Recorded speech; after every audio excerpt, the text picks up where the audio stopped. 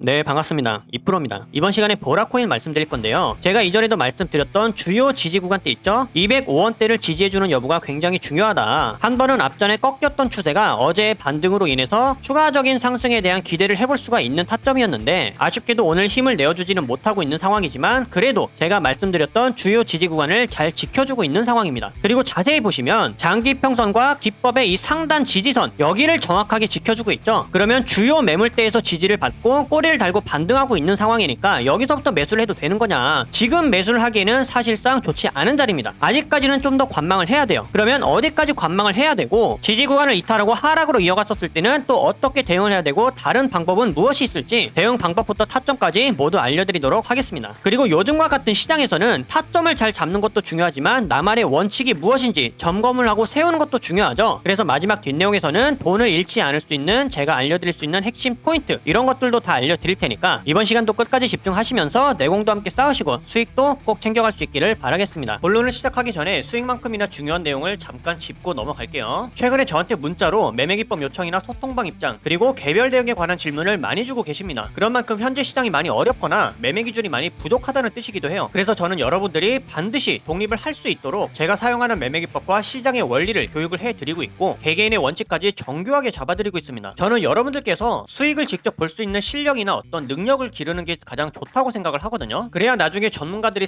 사라지더라도 누구의 도움 없이 언제 어디서든 스스로가 좋은 종목을 선택할 수 있는 것부터 대응할 수 있는 능력까지 가장 중요하게 작용을 할 겁니다. 따라서 여태까지 계좌가 손실 중이거나 무리하게 매매하는 습관이 있었다면 잠시 멈추시길 바라겠고 제가 알려드리고 있는 매매 원칙이나 매매 기법을 보시면서 함께 공부도 하시고 수익도 꼭 챙겨가셨으면 좋겠어요. 제가 안내를 해드리는 대로 꾸준히만 따라오실 수 있다면 여러분들도 반드시 수익이 불어나는 걸 경험할 수 있을 겁니다. 저 역시 꾸준하게 불려오는 걸 보여드렸기 때문에 여러분들도 충분히 할 수 있다고 믿고 있고요. 혹시나 당장의 대응이 급하시거나 시간이 정 없으신 분들은 소통방에서 공유해드리고 있는 실시간 매수가와 매도가를 참고하시면서 같이 매매를 진행하셔도 수익은 충분하게 만들어갈 수 있습니다. 그리고 매매 기법이나 소통방 이용은 모두 100% 무료니까 편하게 요청해 주시면 되고요. 아래에 제 번호로 문자 7번과 함께 필요한 내용을 남겨주시면 제가 확인 후에 순차적으로 소통방 입장 코드나 매매 기법 가이드를 안내해 드리도록 하겠습니다. 그럼 구독, 좋아요 부탁드리면서 이번 시간의 본론 바로 시작해 볼게요. 자, 일봉 추세에 대한 흐름은 제가 앞전에 간단히 말씀을 드렸으니까 단기 추세들을 확인해 보면서 타점에 대한 정밀도를 함께 높여볼 거예요. 그리고 제가 지금은 무엇이 좋지 않다고 말씀드리고 있는지 그건 역시도 함께 확인을 해보겠습니다. 자, 4시간봉을 보시게 되면 앞전에 돌파를 해주었던 이 장기평선을 다시 한번 이탈을 한 상황이에요. 현재까지도 기법상 골든크로스 이후 매수 추세를 형성해주고 있기는 하지만 단기적으로 큰 상승의 힘을 보여줬던 이후에 자연스럽게 중력작용을 받아 첫 번째 지지구간까지 하락을 이어간 상황입니다. 그럼 1시간 더 봐야 되겠죠? 자,